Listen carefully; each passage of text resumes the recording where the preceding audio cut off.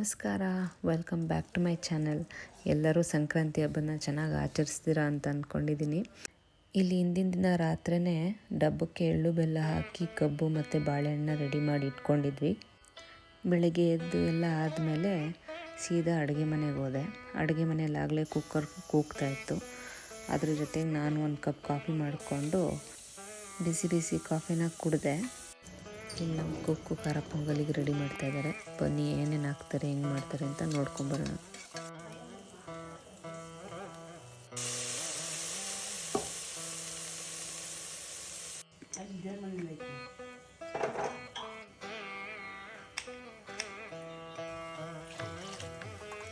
ಖಾರ ಪೊಂಗಲು ಕೂಗ್ಸೋಕೆ ಇಟ್ಟಾದ್ಮೇಲೆ ಇನ್ನು ಮಿಕ್ಕಿದ ಕುಕ್ಕರಲ್ಲಿ ಏನೇನು ಬೇಯಿಸ್ಕೊಂಡಿದ್ದೀವಿ ನೋಡಿ. ಅವರೆಕಾಯಿ, ಕಡಲೆಕಾಯಿ, ಗೆಣಸು. ಕುಕ್ಕರ್ ಒಂದು ಇದ್ಬಿಟ್ರೆ ಕೆಲಸ ಏನು ಈಸಿ ಅಲ್ವಾ ಹಬ್ಬದ ಟೈಮಲ್ಲಿ. ಸ್ವೀಟ್ ಪೊಂಗಲು ಖಾರ ಪೊಂಗಲ್ಗೆ ತುಪ್ಪದಲ್ಲಿ ಗೋಡಂಬಿನ ಫ್ರೈ ಮಾಡಿ ಇಟ್ಕೊತಾ ಇದ್ದೀವಿ. ಸ್ನಾನ ಮಾಡಿ ರೆಡಿಯಾಗಿ ಸಿಂಪಲ್ಲಾಗಿ ಒಂದು ಪೂಜೆ ಮಾಡಿ ಆಮೇಲೆ ಮತ್ತೆ ರೆಡಿಯಾಗೋಕ್ಕಿಂತ ಮುಂಚೆ ಇನ್ನೊಂದು ಕಪ್ ಕಾಫಿ ಕುಡಿದೆ. ಆಮೇಲೆ ಈ ಥರ ಬ್ರೈಟಾಗಿ ಯೆಲ್ಲೋ ಕಲರ್ ಡ್ರೆಸ್ ಹಾಕ್ಕೊಂಡು ಯೂಟ್ಯೂಬ್ಗೆ ಮತ್ತು ಇನ್ಸ್ಟಾಗ್ರಾಮ್ಗೆ ವೀಡಿಯೋ ಮಾಡಿಕೊಂಡೆ.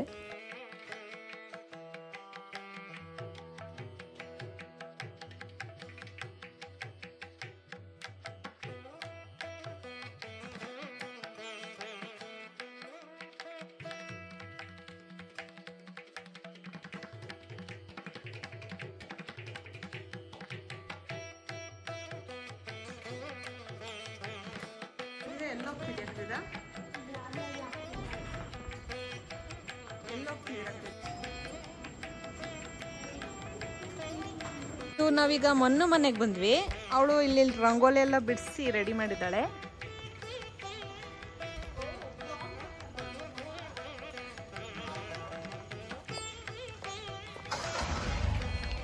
ಹ್ಯಾಪಿ ಸಂಕ್ರಾಂತಿ. ಕಾಣಿಸ್ತಾ ಇದ್ದಾಳ? ಎಲ್ಲ ಕಡೆ ಉಗ್ಸಿದೀವಿ ಹಾಲು.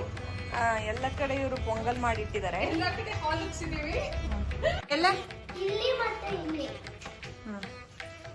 ಎಲ್ಲ ಕಡೆ ಏನೋ ಹಾಲು ಉಕ್ಕಿರೋದು ಹಿಂಗೆ ಏನೋ ಇದು ದಾರದ ತರ ಉಪ್ಪಿಟ್ಟಿದೆಯಲ್ಲ ಈ ಸರಿ. ಜಾಸ್ತಿ ಉಪ್ಪಿಟ್ಟಿದೆ, ಅದಕ್ಕೆ ಜಾಸ್ತಿ ಉಕ್ಕಿದೆ ನಮ್ಮ ಮನೆಯಲ್ಲಿ.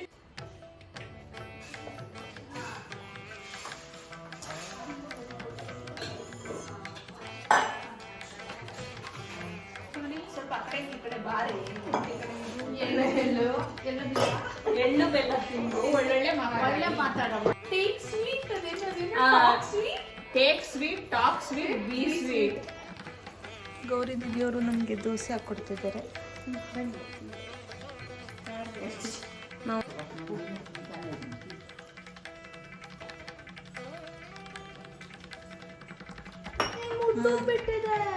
ಮಣ್ಣು ಮನೇಲಿ ಇವರು ದೋಸೆ, ಇಸ್ಕಿದ ಬೇಳೆ ಸಾರು ಊಟ ಮಾಡ್ತಾ ಇದ್ದಾರೆ.